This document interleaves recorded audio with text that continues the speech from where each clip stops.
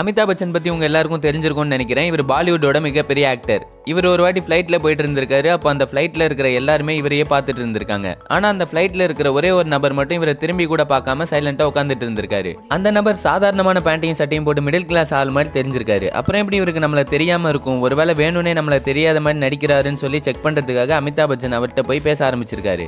அந்த நபரும் இவர்கிட்ட நல்லா தான் பேசியிருக்காரு. திடீர்னு அமிதாப் பச்சன் நீங்கள் இந்த சினிமாலாம் பார்ப்பீங்களான்னு கேட்டிருக்காரு. இல்லை, நான் சினிமாலாம் பார்த்து ரொம்ப நாள் ஆச்சு, ரீசெண்டாக எந்த சினிமாவும் பார்க்கலன்னு சொல்லியிருக்காரு. அதுக்கு அமிதாப் பச்சன் பாலிவுட்டில் நான் மிகப்பெரிய ஆக்டராக இருக்கேன்னு சொல்லியிருக்காரு. இதை கேட்ட அந்த நபர் பயங்கரமாக ஷாக் ஆவாருன்னு இவர் எதிர்பார்த்துருக்காரு. ஆனால் அந்த நபர் இதுக்கு பெருசாக ரியாக்ட் பண்ணாமல் ஹோ அப்படியா, ஓகே குட் அப்படின்னு சொல்லிட்டு சின்னதாக ஒரு ஸ்மைல் பண்ணியிருக்காரு. அதை பார்த்து அமிதாப் பச்சனுக்கு ஒரே குழப்பமா இருந்திருக்கு. சரி, நீங்கள் யார், உங்கள் பேர் என்னன்னு சொல்லி கேட்டிருக்காரு. அதுக்கு அவர் சொன்ன பதிலை கேட்டு அமிதாப் பச்சன் ஷாக் ஆயிட்டாரு. அப்படி அவர் என்ன சொன்னார்னா, என் பேர் JRD டாடா, நான் டாடா இண்டஸ்ட்ரியோட ஓனர் அப்படின்னு சொல்லியிருக்காரு.